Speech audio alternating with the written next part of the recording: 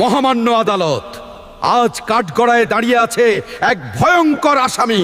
তার নাম হলো প্রেম। এই প্রেম খাইতে দেয় না, ঘুমাতে দেয় না, কাজ করতে দেয় না। দিনে শুধু বলে মিস করছি, রাতে বলে অনলাইনে আছো তো। আর সামনে রমজান মাস আসতাছে, এই প্রেম রোজাকে বানাবে হালকা। প্রেমে পড়লে সেহরি খাইতে ভুলে যায়, ইফতারে আগে বলে তুমি না খেয়ে থাকলে আমিও খাবো না। এই প্রেমের জন্য কত মা বাবা কষ্ট পাইছে, শুধু এই প্রেমের জন্য। এই প্রেমের কঠিন বিচার চাই মহামান্য আদালত।